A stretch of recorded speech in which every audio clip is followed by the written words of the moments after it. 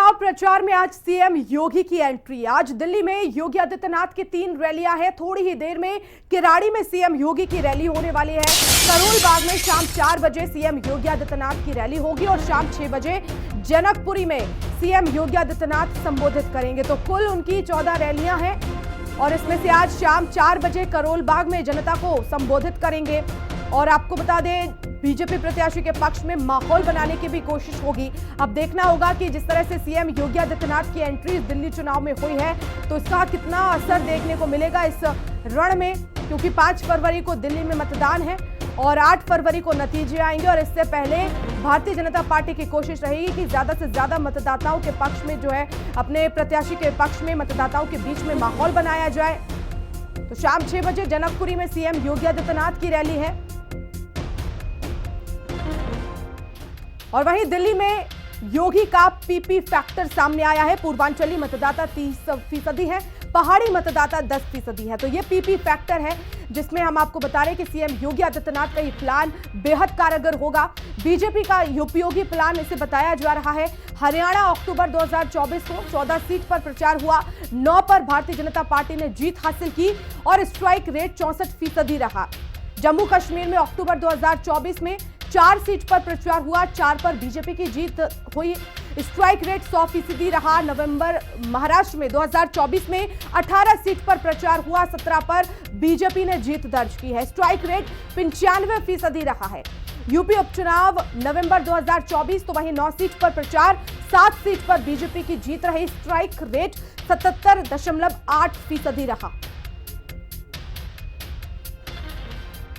तो बीजेपी का ये प्लान आखिर दिल्ली में कितना उपयोगी होगा, ये तो आने वाले नतीजे बताएंगे। लेकिन इस समय पूरे जीत की लेकर आश्वस्त है भारतीय जनता पार्टी और उसी दिशा में आगे भी बढ़ रही है। तमाम प्रत्याशियों को मैदान में उतारा गया है। करोल बाग, जनकपुरी में, किराड़ी में आज सीएम योगी आदित्यनाथ जनसभा करने वाले हैं। पार्टी प्रत्याशी के पक्ष में माहौल बनाएंगे।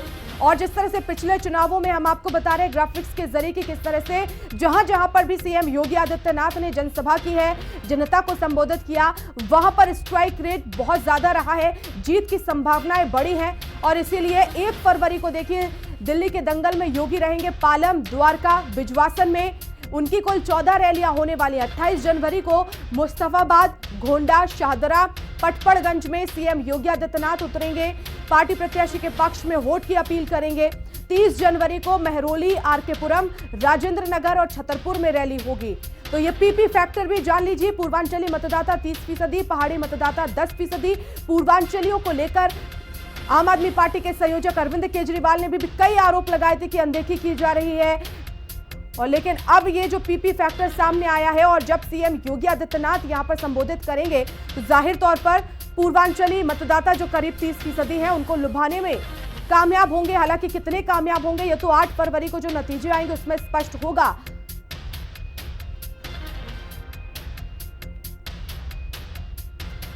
और जनकपुरी से मेरे सहयोगी जुड़ गए हैं उदय हिंदुस्तानी। उदय, आखिर कितना कारगर होगा ये बीजेपी का जो प्लान है सीएम योगी आदित्यनाथ को दिल्ली के चुनाव में उतारने का?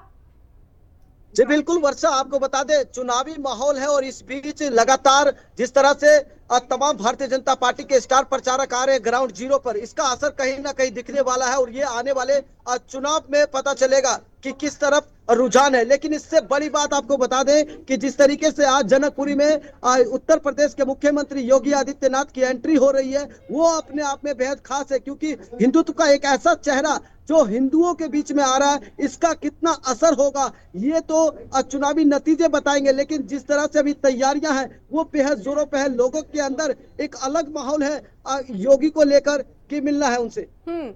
चलिए, बहुत शुक्रिया उदय तमाम जानकारी के लिए। और वक्त एक छोटे से ब्रेक का है, फौरन हाजिर होंगे।